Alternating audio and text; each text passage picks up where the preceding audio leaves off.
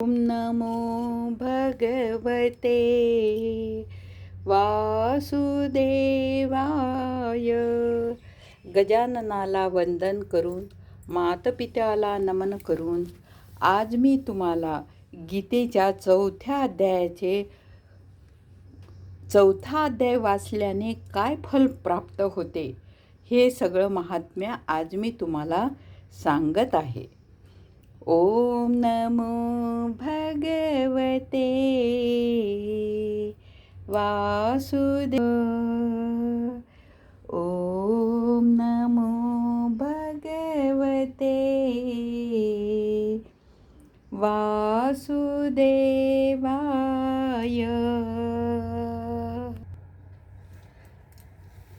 श्री गणेशाय नमः. श्री भगवान म्हणाले, हे प्रिये, आता मी गीतेच्या चौथ्या अध्यायाचे महात्म्य सांगतो, ते लक्षपूर्वक श्रवण करा. भागीरथ नदीच्या काठी वाराणसी नावाची एक नगरी आहे. तेथे विश्वनाथाच्या मंदिरात भरत या नावाचे एक योगी महात्मा राहत होते. ते दररोज आत्मचिंतनामध्ये तत्पर राहून मोठ्या श्रद्धेने गीतेच्या चौथ्या अध्यायाचे पठण करीत असत. त्या पठणामुळे त्यांचे अंतःकरण निर्मळ शुद्ध होऊन गेले होते. ते शीत उष्ण इत्यादींमुळे कधीही दुःखी होत नव्हते. एकेकाळची गोष्ट आहे. एका दिवशी ते तपोनिधी भारत मुनी नगरामधील देवशर्माच्या इच्छेने भ्रमण करीत नगराबाहेर गेले. तिथे बोरीचे 2 वृक्ष होते. त्यांच्या छायेखाली ते विश्रांती घेत होते. एका वृक्षाच्या मुळीवर त्यांचे आपले डोके ठेवले होते आणि दुसऱ्या वृक्षाच्या मुळीवर त्यांनी आपले पाय ठेवले होते. थोड्याच वेळात तपस्वी तेथून निघून गेले. 5-6 दिवसात ते वृक्ष वाळून गेले. त्यांच्या वर फांद्या व पानेही राहिले नाही. त्यानंतर त्या दोन्ही वृक्षांनी एका ब्राह्मणाच्या पवित्र कुळामध्ये 2 कन्यांच्या रूपाने जन्म घेतला. तेव्हा त्या दोन्ही कन्या 7 वर्षाच्या झाल्या. तेव्हा त्यांनी देशभ्रमण करून येत असलेल्या भरतमुनीला पाहिले. त्यांना पाहताच त्यांच्या डोळ्यांनीही मुनीचे चरण त्यांनी पाहताच त्या दोघींनीही मुनींच्या चरणावर लोटांगण घातले आणि मधुर वाणीने म्हणाल्या, महाराज, आपल्याच कृपेमुळे आम्हाला दोघींचा उद्धार झाला आहे. त्यांचे असे म्हणणे ऐकून त्या मुनीला फार आश्चर्य वाटले. त्यांनी विचारले, मुलींनो, मी कधी आणि कोणत्या साधनेने योगाने आपल्याला मुक्त केले आहे? तसेच आपणाला बोरीच्या वृक्षाचा जन्म कोणत्या कारणामुळे प्राप्त झाला होता हेही सांगावे, कारण याविषयी मला काहीच माहिती नाही. तेव्हा त्या मुलींनी आपल्या बोरीच्या वृक्षाचा जन्म का मिळाला याचे कारण सांगताना म्हटले, हे मुनी, गोदावरी नदीच्या काठावर छिन्नपाप नावाचे एक उत्तम तीर्थक्षेत्र आहे. ते तीर्थ फार पुण्यदायी आहे. तसेच ते अत्यंत पावन तीर्थक्षेत्र आहे. त्या तीर्थक्षेत्राच्या ठाई सत्यतपा नावाचे एक तपस्वी कठोर तपश्चर्या करीत होते. ग्रीष्म ऋतूमध्ये ते पंचग्रामी साधन करीत असताना वर्षा ऋतूमध्ये आपल्या जटा नेहमी पाण्यात ओल्या करून ठेवीत असत आणि हिवाळ्यात पाण्यामध्येच निवास करीत असत.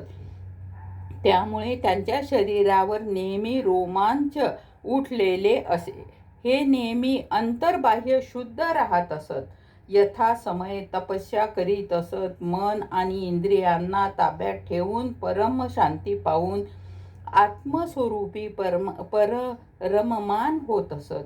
हे आपल्या अलौकिक बुद्धीच्या योगाने द्वंद्व प्रच्युत व्याख्यान करीत असत. त्यांच्या व्याख्यान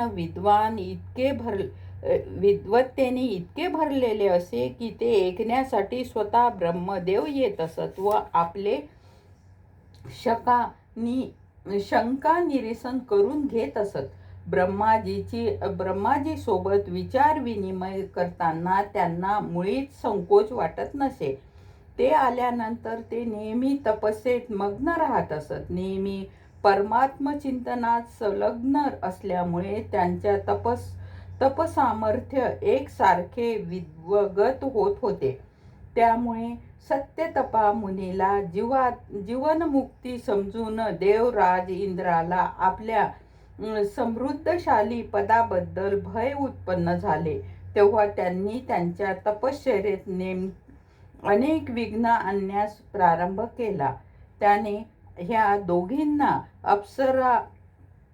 अप्सर समुदायातून बोलावून घेतले आणि आज्ञा केली की तुम्ही दोघी या तपस्व्याच्या तपश्चर्येत विघ्न निर्माण करा, कारण तो मला इंद्रपदापासून पदयुक्त करून स्वतः स्वर्गाचे राज्यभोग पाहत आहे.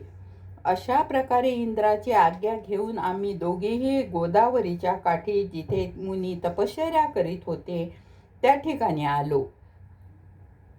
त्या ठिकाणी मंद गंभीर व सुस्वर स्वरात मृदंग आणि बासरी वाजवून आम्ही दोघींनी त्या अप्सरा समवेत मधुर सुरांना गायनाला आरंभ केला. इतकेच नाही तर आम्ही त्या महात्म्याला वश करण्यासाठी ताल सुरांमध्ये नृत्य करण्यास प्रारंभ केला.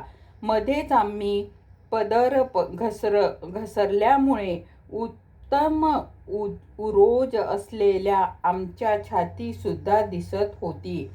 आमच्या सर्व हालचाली कामवासना उद्विग्न करणाऱ्या होत्या, परंतु कामवासना जागृत होण्याऐवजी त्या मुनीला फार क्रोध आला व हाताने पाणी सोडून आम्हाला असा शाप दिला की तुम्ही दोघीही गंगा नदीच्या काठावर बोरीचे वृक्ष व्हाल.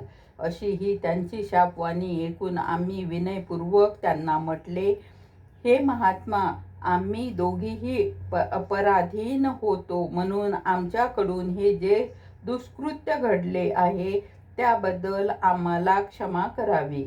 असे म्हणून प्रार्थना करून आम्ही त्या मुनीला प्रसन्न करून घेतले. तेव्हा त्यांनी पवित्र चित्तवृत्ती असलेल्या मुनींनी आम्हाला उशाप दिला आणि म्हटले, भरत मुनी येथे येईपर्यंत तुम्हाला हा शाप लागू राहील.